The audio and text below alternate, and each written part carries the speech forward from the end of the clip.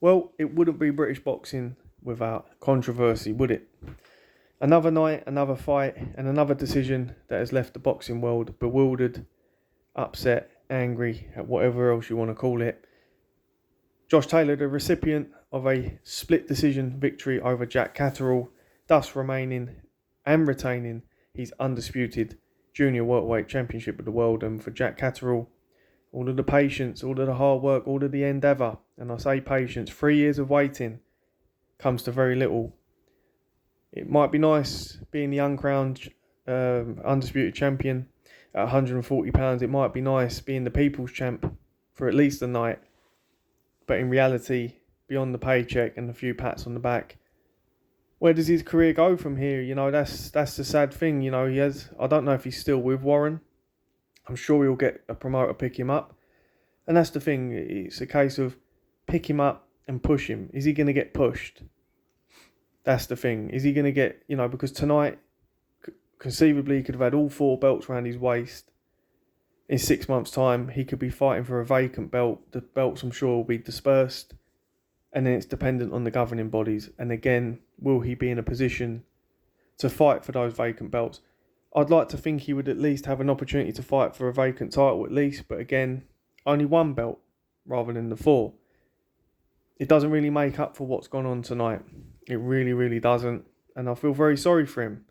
He's put a lot of hard work in. He stood his ground all fight week. He's backed himself. He's been confident. He's backed himself as a fighter for the last 3 years. And a lot of people have said he is the goods. And he's delivered tonight. I don't think it was an amazing performance. I don't think it was a great fight. I don't think it was particularly beholding of an undisputed title fight, if I'll be totally honest with you. For 4 belts, I would expect the best in the division. I would expect it to be a higher caliber fight. I feel like Josh Taylor has regressed, but Jack Catterall, as Andre Ward said, was good. He did what he had to do. It wasn't spectacular, it wasn't amazing, but he did what he had to do.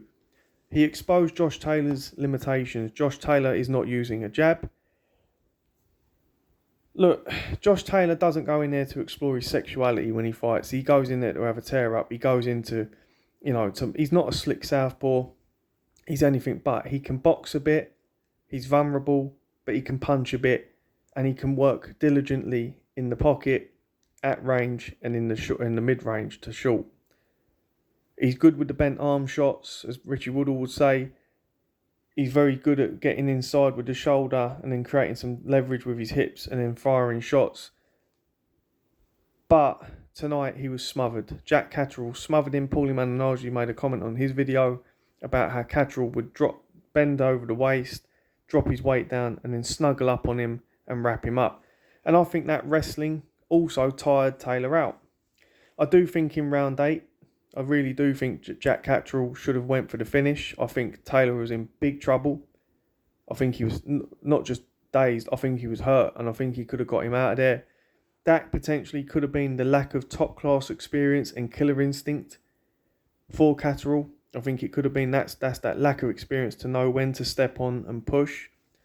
But overall, his performance, he was able to hold his ground. He was patient. He exploited the low hand on the right side of Taylor's face with the 1-2, with the left hand coming over the top, and Taylor did not use a jab or any angles or any head movement. Catterall didn't need to be spectacular. He was just solid. He stayed behind the shoulder. He edged back. He was physical when he needed to be physical, and he kept it simple. It wasn't rocket science. Taylor was not able to alpha Catterall the way he's been able to do it to the likes of Baranchik, the likes of Martin, to the likes of Ramirez, and even Regis Prograis, where he outworked him and he got on the inside. He just wasn't able to do that. And I think that's in part because Taylor's finished at the weight. There's no doubt about it. Look, he looked like a cast member of Trainspotting. I mean, he looked awful on the scales. He tried to justify it yesterday, but you can't kid a kidder. When you're looking at the geezer, and you can just tell he's gaunt and dry at the weight.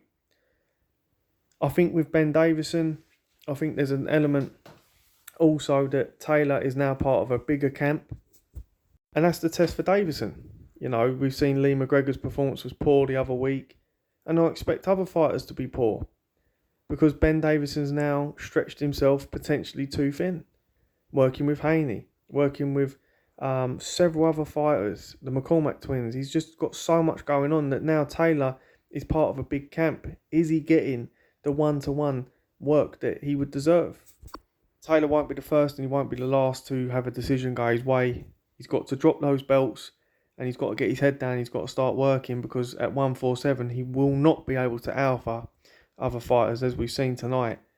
And he's going to have to start switching things up. Otherwise, he will eventually have his undefeated record dented. And as for the referee, I know he's got a few pelters tonight. And yeah, you know, I saw this earlier in the day and I couldn't help but bring this up because I did see it. And it would come to mind as he was refereeing. He reffed that fight like a geezer that was majorly pissed off with British Airways.